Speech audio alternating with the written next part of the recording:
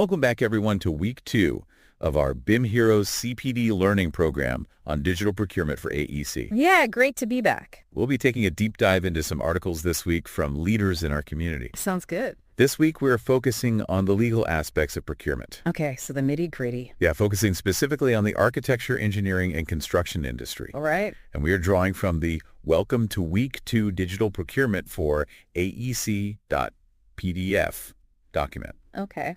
And today, our mission is to really unpack all the insights from our authors, Ian Rogers, Harri Emari, ALShimaa Allam, and Tayfun Parlak. Lots of good stuff in there. Yeah, and try to extract all the essential knowledge that you need to know to help you confidently navigate the legal landscape of procurement. Yeah, I think it's really about making sure that people feel comfortable and confident with this side of things. We're moving away from just the definitions and really trying to get into the so what of these legal frameworks.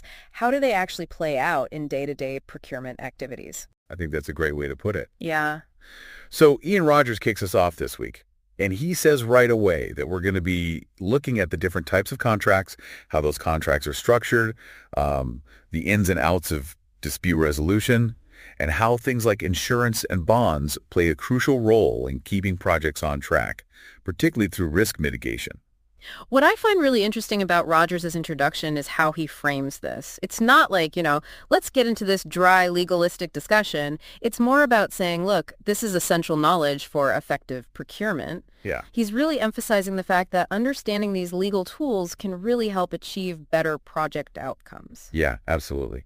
And the first tool that Ian Rogers says we need to look at is understanding the different types of contracts.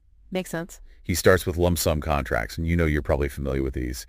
These are your fixed price agreements where the contractor takes on most of the cost risk. Yeah. What What would you say is the main takeaway for you here with lump sum contracts? Well, as Rogers highlights, the big advantage for the client is that cost certainty. Right. You know up front what the bottom line is likely to be.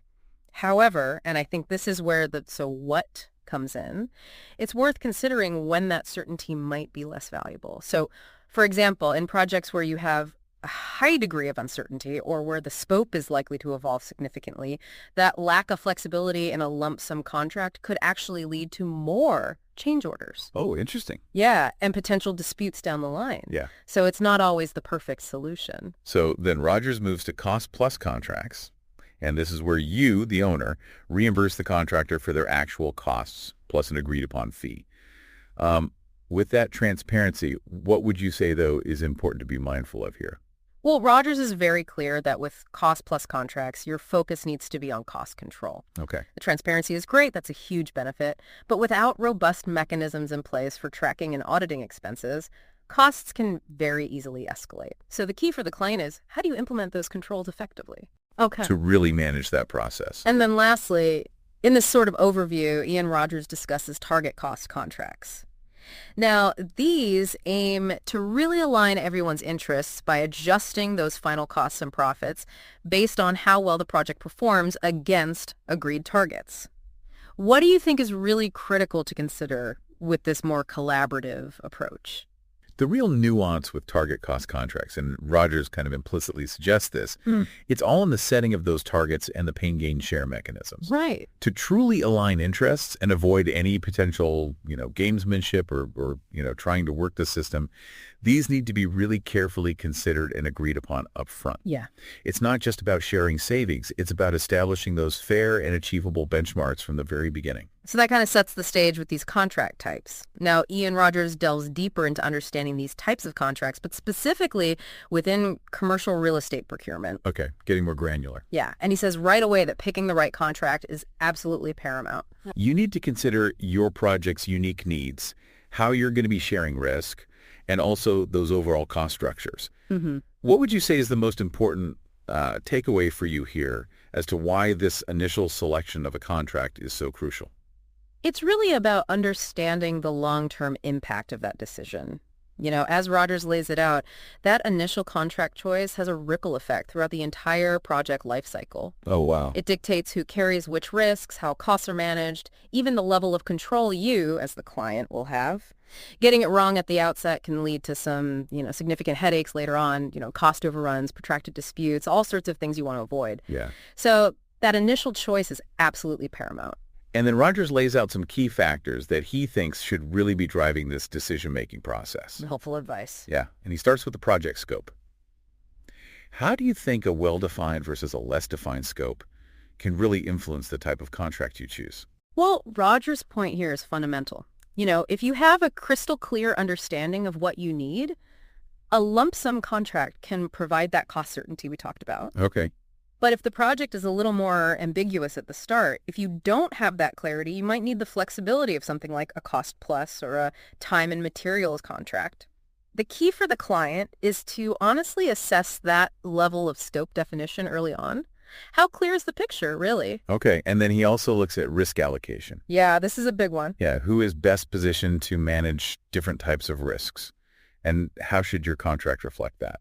Rogers really wants you to think strategically about risk. So for risks that, let's say, a contractor has more control over, a fixed price contract might be appropriate. Right. But for risks that are, less predictable or maybe more within the client's control, a different model might actually be fairer. Right. And more efficient in the long run. It's all about aligning the risk with the party that's best equipped to handle it. And then there's the classic trade-off of cost certainty versus flexibility. When should you prioritize one over the other? Rogers emphasizes that your priority here depends entirely on your specific circumstances. So if budget predictability is, absolutely paramount, then something like a lump sum or a GMP guaranteed maximum price contract is worth considering. But if you anticipate changes, if you need that ability to adapt as the project unfolds, something more flexible like a cost plus or target cost contract might be a better fit. Rogers also talks a little bit about project complexity and innovation, suggesting that certain contract types can actually foster collaboration in those areas. What do you think he's saying there? He's hinting that for complex or innovative projects, you might want to consider contract structures like design build or even incentive-based agreements. Right. These types of contracts can really encourage a more integrated team approach and reward the contractor for finding creative solutions, finding efficiencies, which can be absolutely crucial when you're dealing with the unknown in a complex project. And then he also reminds us to think about the level of client control we want. That's important. Yeah, how does your level of involvement, like what you're hoping for, impact the type of contract you might choose?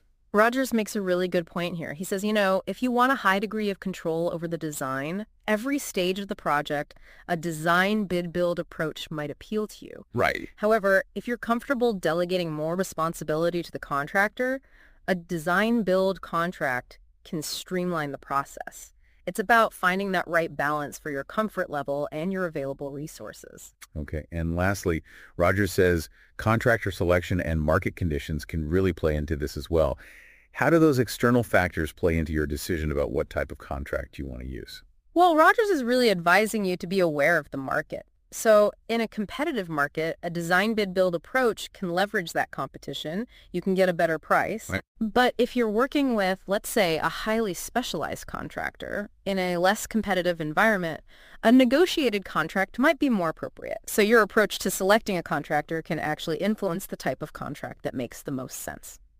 Following all of this, Ian Rogers really breaks down specific contract types within design, construction, and operations. Going deep.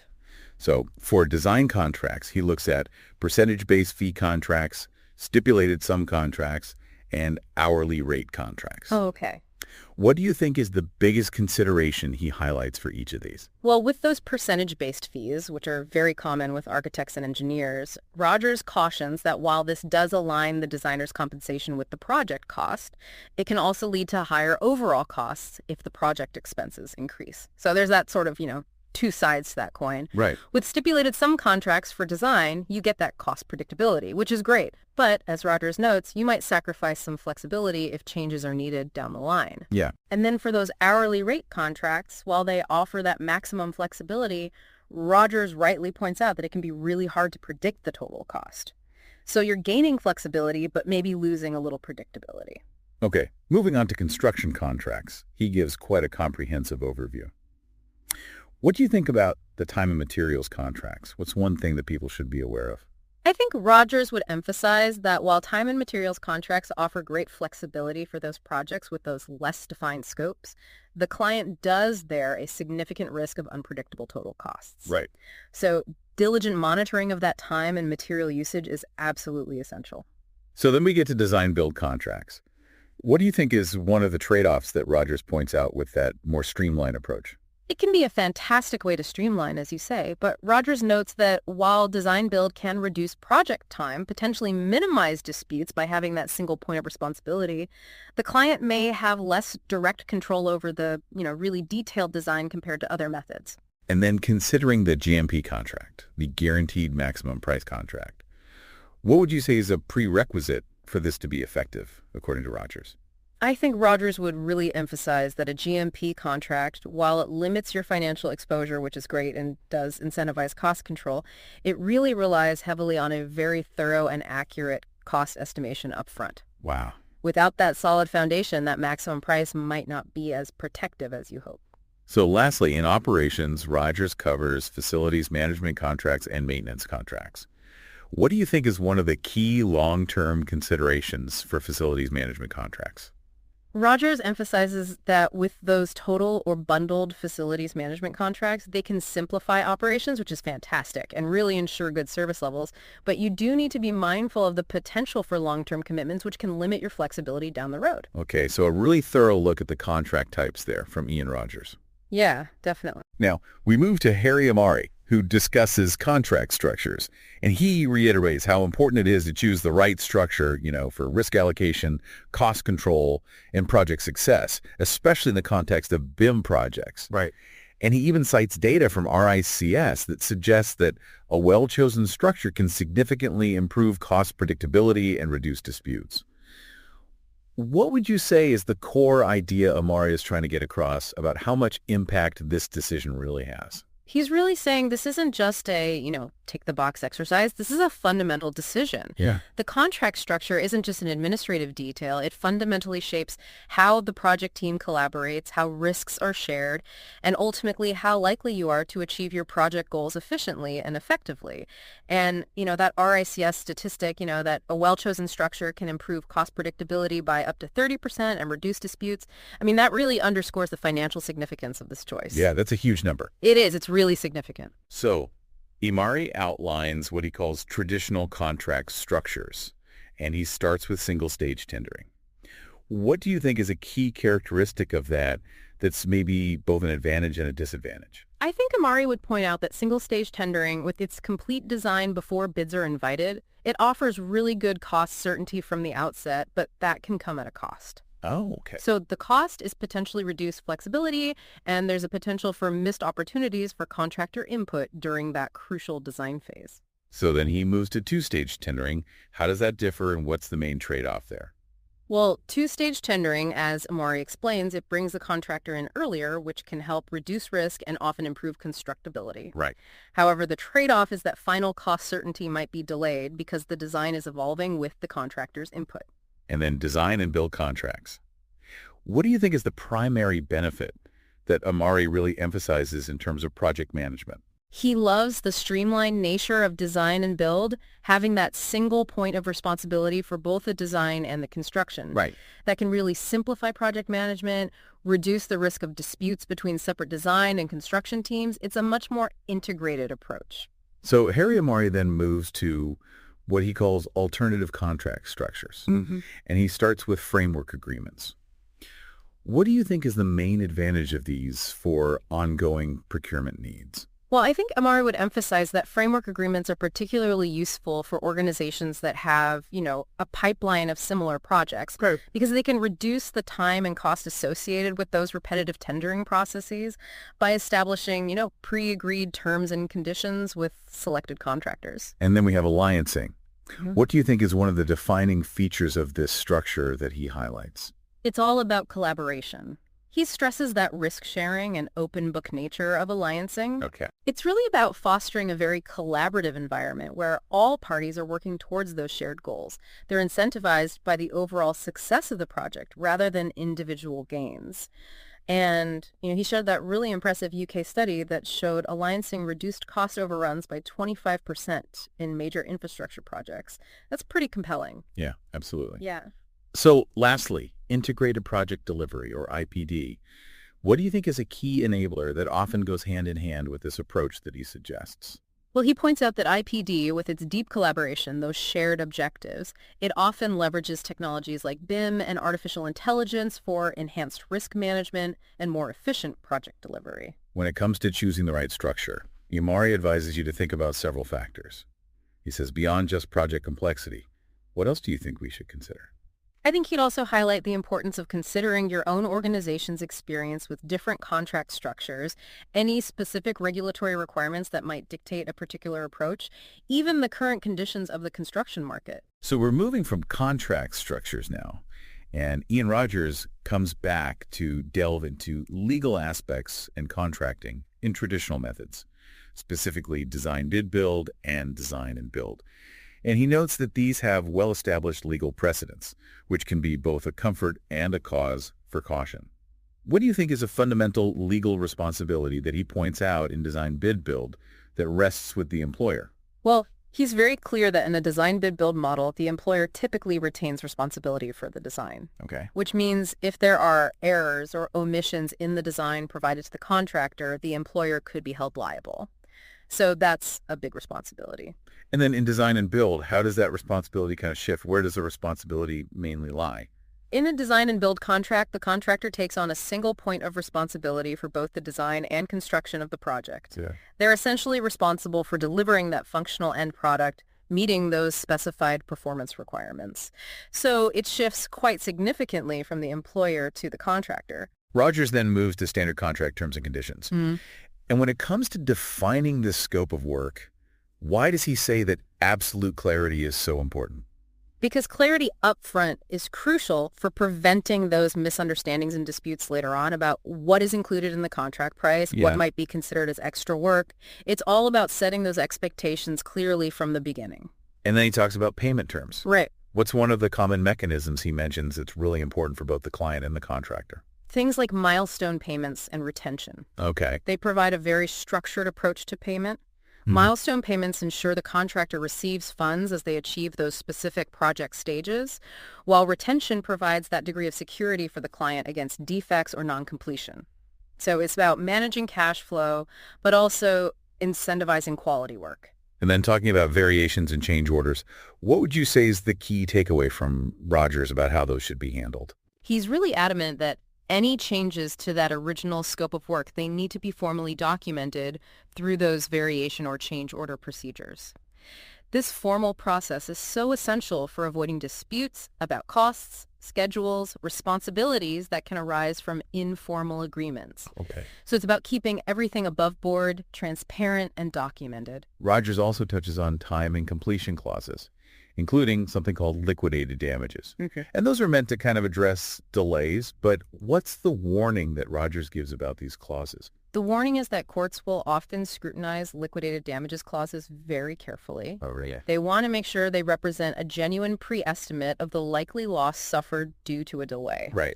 And they're not just simply punitive. So when drafting these clauses, you need to ensure they are fair and reasonable. So Ian Rogers gives us a case study on design liability in a design bid build project. Yeah, bringing it to life. Yeah. What was the main finding regarding responsibility in that case? It highlighted that even if a contractor encounters, let's say, unforeseen ground conditions, if those conditions were really due to inadequate site investigations by the employer, leading to those design flaws, the employer is likely to bear the responsibility for the resulting delays and costs in that DBB model. Then he gives another case study on cost overruns in a design and build project. What was one of the crucial factors that led to the arbitrator awarding compensation to the contractor in that case? Well, in that DMB case, Rogers really emphasizes that it was the lack of adherence to those formal variation procedures, particularly for employer-initiated design changes and rising material costs. So it was really the lack of process that led the arbitrator to rule in favor of the contractor. It really underscores the importance of following the contract's agreed-upon processes for handling changes, no matter how small. So lastly in this section, he gives a comparison of some standard forms of contract. Right, those common ones. Yeah, like the JCT and the FIDIC. What would you say is a key difference he points out in their typical application? While both are standard forms, JCT contracts are more commonly used in the UK. often for design bid-build projects, whereas FIDIC forms, they have more of an international application. You see those, particularly for large infrastructure, complex engineering projects. So it's really about the scale and the geographical context. Now we move to claims and dispute resolution with ALShimaa Allam. Yeah, this is a big topic. And she immediately captures our attention by talking about just how massive the global construction market is and just how much of a financial impact unresolved disputes can have. Right. And she actually drops this statistic that over half of disputes actually arise before the contract is even signed. Yeah, that's a really sobering thought. What do you think that tells you about just how important that pre-contract phase really is? It really reinforces that so many of these disputes are actually preventable. Yeah. It highlights that critical need for really thorough due diligence, clear communication, and those really well-defined agreements right from the outset, even before that formal contract is in place. So, Allam then shares some really sobering figures on just how much money is involved in these claims and the delays across lots of international projects. What do you think is the key message that you should take away from those statistics? It's really about the high stakes involved in managing these disputes effectively. The sheer scale of the financial claims, the years of accumulated delays, it really demonstrates the potential for significant losses if disputes are not proactively managed and resolved quickly. When Allam digs into the common causes of these disputes, he mentions lots of different factors. It's not just about technical issues. What do you think is a recurring theme that she points to that's a major contributor to a lot of these disputes? She keeps coming back to communication breakdowns. It seems like these are often a fundamental root cause, or at least a significant contributing factor to so many contractual disputes in AEC projects. Clear, consistent communication between all stakeholders is absolutely crucial to prevent misunderstandings and issues from escalating. And to try to address this, Alscom proposes a number of different strategies for reducing these disputes. What's one proactive measure she suggests related to clearly defining the objectives of the project? She emphasizes the importance of clarity in strategic business objectives, the SBOs, right from the very beginning. Okay. When everyone understands the overarching goals of the project, how the project contributes to those goals, it can really help align expectations, reduce the likelihood of disputes stemming from those differing visions. She really advocates for the early consideration and use of ADR, which is alternative dispute resolution. What are some of the key advantages of choosing that over traditional litigation? Well, ADR methods like mediation and arbitration offer a number of benefits. Okay. They can be more tailored to the specific dispute, involve more direct communication between the parties. They're generally less formal, which can be really helpful, can help preserve relationships, and often result in lower costs and a wider range of potential solutions compared to going to court. So lastly, she really emphasizes the critical role of timely reporting in AEC claims. Really important point. Yeah. Why is it so important to ensure that any potential issues are reported right away? Timely reporting does a few things. It helps prevent those minor issues from escalating into major disputes. It allows for the preservation of crucial evidence, ensures compliance with contractual obligations, and ultimately enhances communication, which facilitates quicker, more effective resolutions. Yeah. And that, of course, helps minimize those financial losses and project delays. So last but not least, we turn to Tayfun Parlak's insights on insurance and bonds in procurement. This is where the rubber meets the road in terms of risk management. Yeah, and he emphasizes their fundamental role in reducing risk and fostering trust, especially within BIM projects. So what are the two main types of bonds that he discusses? He focuses on performance bonds, which are designed to guarantee the completion of the project, and then payment bonds, which ensure that subcontractors, suppliers, and laborers are paid for their work. Both play a really vital role in providing that financial security for all parties involved. Parlak talks about performance bonds and gives a couple of case studies about how they're used. Yeah, those are always helpful to see how it plays out in real life. What would you say is the key benefit for the project owner when a performance bond has to be activated? Well, as those case studies demonstrate, a performance bond gives you, as the owner, that financial recourse if the original contractor fails to complete the project according to the contract. Right. So it can be used to help fund the hiring of a replacement contractor to finish the work, minimizing those delays and disruptions. Okay. It's that safety net. Turning to payment bonds, what's the main protection they offer, especially to that supply chain? Payment bonds provide that financial security to the subcontractors, the suppliers, and the laborers. This is really crucial in mitigating the risk of non-payment. which can happen, Yeah. and can help prevent all sorts of nasty downstream effects like project delays or even legal claims from arising. So then Tayfun Parlak outlines the different types of insurance requirements. Right, making sure everyone is covered. Yeah, and one is general liability insurance. Yeah. What type of protection does that usually provide? General liability insurance is there to protect you and the project from claims of third-party bodily injury or property damage that might occur during that construction process. It's about having that coverage for those unforeseen accidents that can happen on any construction site. And then he also talks about professional liability insurance. What specific type of risk does that address? That's also known as errors and omissions insurance, and it's really crucial for covering claims arising from those negligent acts, errors, or omissions in the professional services. So think design flaws, engineering mistakes, things that can absolutely happen in a BIM-enabled project. It's about having that protection for the professionals involved. Parlak then uses the Big Dig project in Boston as a case study. What do you think is the key lesson about just how important these insurance provisions are, especially thinking about some of the challenges they faced on that project? I think the Big Dig case really drives home the point that having adequate insurance coverage and those well-defined risk allocations in place are absolutely essential for those large, complex infrastructure projects. Yeah.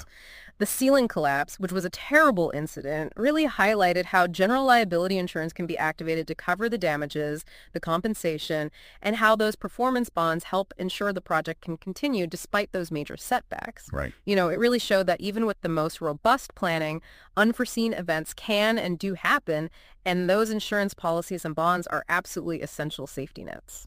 So, to wrap up our week, Ian Rogers returns with a comprehensive summary of all the legal aspects we've covered. A lot to digest. Yeah, he reminds us about the different contract types, from the cost certainty of lump sum to the flexibility of cost plus and the collaborative incentives of target cost. He revisits those traditional contract structures like single stage and design and build, compared to the alternative approaches like alliancing and IPD, and he emphasizes how important it is to choose the right fit for your project's needs and really considering your risk appetite as well. Right.